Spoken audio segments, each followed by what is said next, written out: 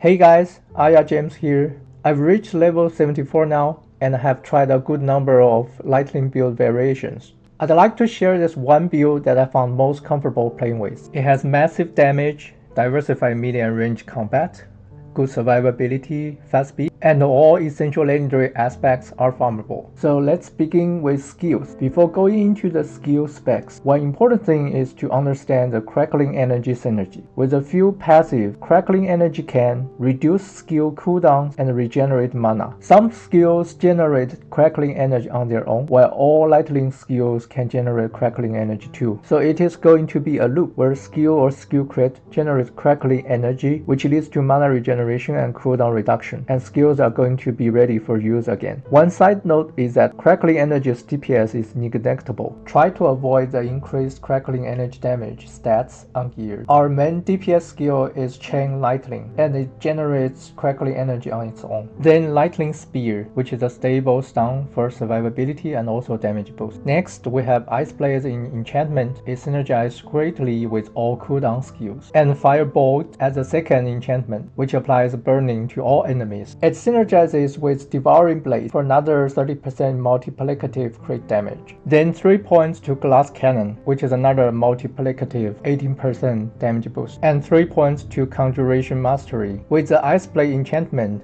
and Unstable Current, we can easily cast 7 plus Conjuration skills, which is 21% damage. 3 points to Hoarfrost, that a burst of 18% damage boost from Frost Nova and a flat 9% damage boost from Ice Blade. And last 3 points to Coursing Current. I have 30% crit chance and plus 200 crit damage. This gives me roughly 5% crit chance and 6% damage increase. Check the video card for details on how much actual crit chance it increases for your specific situation. Next is the Paragon Board. Use Destruction for the first glyph for further crit damage. Then go to the Burning for the second board. Use Exploit as the second glyph for vulnerable damage, along with plus damage to burning enemies. Then go left to open the Frigid Gate board, but only get vulnerable damage node. Check more details in the pinned comment. For gears, the two most important things for endgame survivability are: number 1, add socket to Amulet and Rings and use Skull to add the 200 armor. Each one is roughly 10% damage reduction. Second, use Topaz for armor to get massive damage reduction while control impaired. It saved me a million times when I cannot move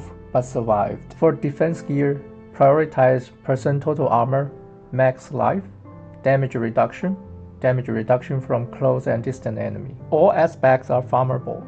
For offense gear, prioritize vulnerable damage, critical strike damage, critical strike chance, and a couple of different damage categories. Aspect-wise, I recommend these options and using control to be at Amulet because it stacks. For example, if one enemy is frozen and stunned, it gets 82% damage increase. For boot, prioritize movement speed and damage reduction while injured. For aspect, I recommend using Wind Striker. And last, there are some combat style tips that will be helpful to know. Number 1, start combat with Lightning Spear.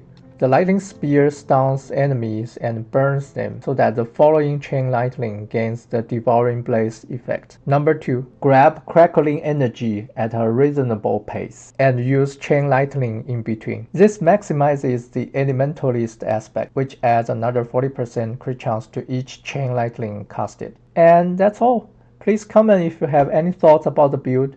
Thank you for watching and happy leveling up in endgame.